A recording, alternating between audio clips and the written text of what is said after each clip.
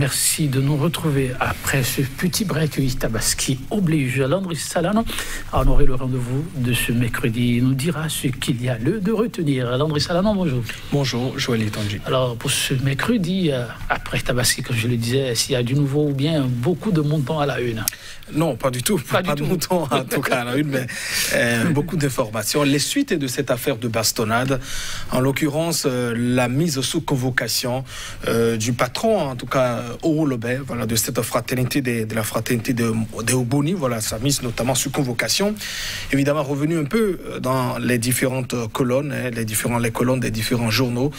Les personnes également qui sont donc mises sous mandat de dépôt, en l'occurrence, la plupart de ces ministres, les canards, parlent de ces informations. En tout cas, à la fois peut-être pour prendre position et également pour essayer un peu de trouver raison au juge de la liberté et puis de la détention, ou en tout cas au procureur. Les législatives, Joël Etanji, également reviennent dans la presse, avec notamment, j'allais dire un peu ce calme qui s'observe au niveau des partis politiques. Est-ce qu'on assistera en tout cas, ce qui s'est passé en 2019, question également dans la plupart des quotidiens ce jour. Merci pour le menu aussi présenté. On va y aller, oui, chers téléspectateurs. Landry Salano, on démarre avec... Nous démarrons avec Matin Libre qui nous parle de la lutte contre la corruption. Patrice Talon et compagnie sont-ils à l'abri d'éventuelles poursuites, s'interroge donc le journal. Allusion faite à cette déclaration de Jean-Baptiste Elias, parlant évidemment de cette émission sur Sika TV, en l'occurrence les réformes opérées à la loi, notamment sur la corruption, une loi, on peut donc le rappeler, qui a été donc abrogée. Numérique et planification familiale, Luc Atroko partage ses expériences avec ses pairs à Kigali, c'est au Rwanda, nous dit aussi le journal. Et puis cette fermeture du musée de plein air de Parakou, cette interrogation du quotidien. Pourquoi la langue de bois des principaux acteurs? Question donc à la une du journal Matin Libre. Le matinal nous dit que mise sous convocation de l'empereur des Oboni, le mythe des intouchables est donc brisé. Le journal qui révèle évidemment qu'il n'y a plus d'intouchables dans la République. Olobé et ses ministres seront donc fixés sur le sort. Ce sera le 10 août prochain, nous dit le quotidien. Et au journal Le Pays émergent, qui semble donc ne pas partager le même avis, la libération de l'empereur des Oboni, Olobé, fait polémique. Ces ministres complices déposés en prison. La politique de 2 poids et de 2 mesures de la justice béninoise sous le régime de la rupture, nous dit donc le journal Le Pays émergent. Nord-Sud Quotidien parle de cette mafia foncière à la mairie de Porto Novo. Ça se complique pour les mises en cause à la Criette qui est donc la cour de répression des infractions économiques et du terrorisme. Et puis le journal également qui s'interroge au Boni, qui est au Lobé. Voilà, à découvrir aussi dans les colonnes du quotidien. Et l'événement précis qui rapporte donc ces propos du nouveau président du MPL, du mouvement populaire de libération, Expérience TB. Le MPL n'a encore rien vu de social sous le régime de Patrice Talon.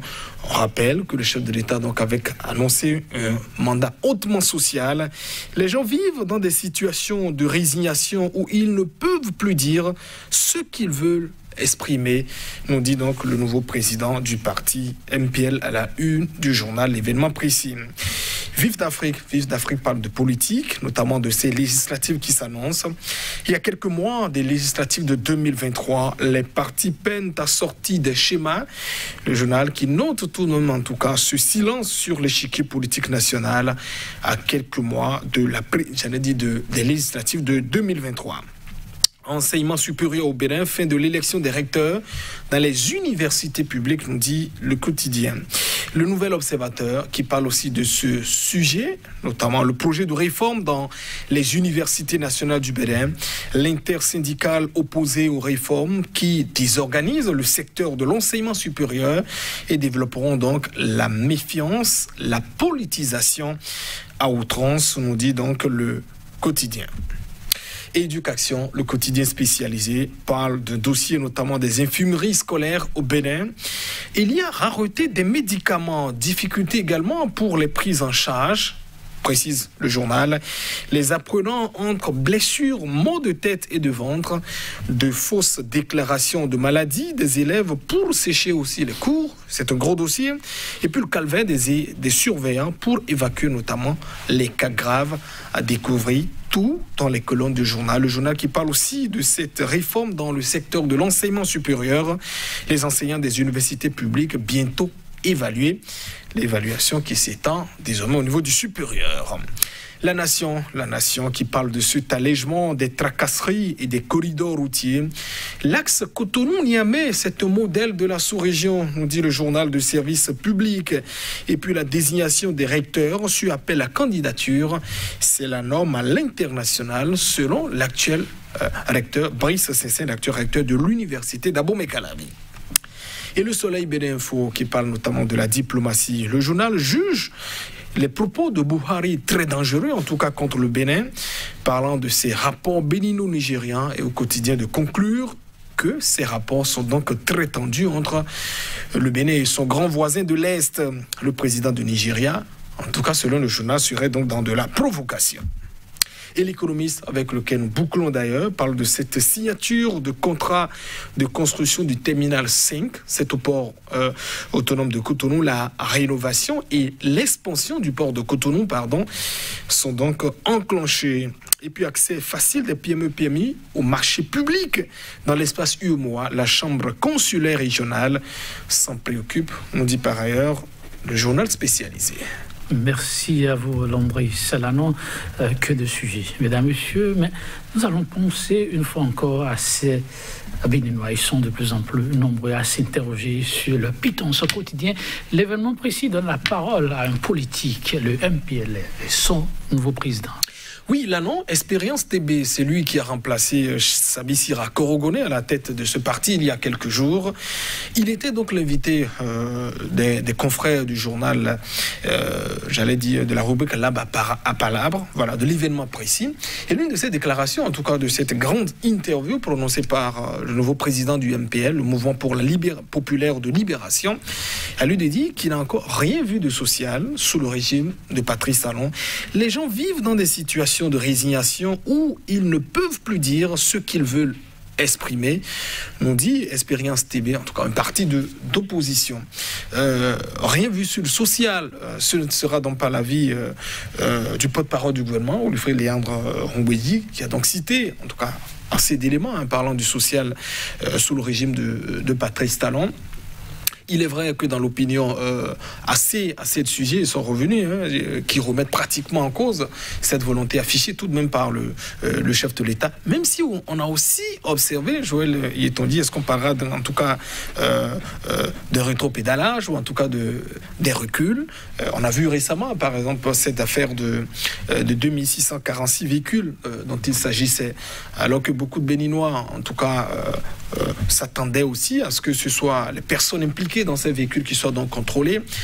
Le directeur de la douane aussi, concomitamment, en tout cas pour un contrôle qui se déroule, à lui évidemment de dire qu'on en a donc l'habitude, c'est un contrôle routinier, ça n'est donc pas, ce n'est peut-être qu'une simple coïncidence. Voilà. Il était aussi rappelé à tous ces Béninois de pouvoir présenter les quittances de leur de dédouanement de leurs différents véhicules. Grosse polémique, en tout cas sur l'opinion publique, sauf que récemment aussi on a vu le patron de la douane qui, à travers un communiqué, disait que les personnes, les propriétaires des véhicules donc à raison peuvent passer au niveau de la direction, retirer simplement leurs pièces. Avec la rupture déjà très dure, Joël Yetondi, ce qu'on vit déjà avec les poubelles homologuées qu'il faudrait s'acheter. Ils rappelleront également que vous n'êtes forcément pas tenu de les acheter au niveau de la société, avec aussi beaucoup d'autres situations, la cherté des produits que nous avons. On s'attendait peut-être aussi à des structures davantage pour, en tout cas, soulager cette peine. Non. Les choses s'accumulaient beaucoup pour le président du MPL.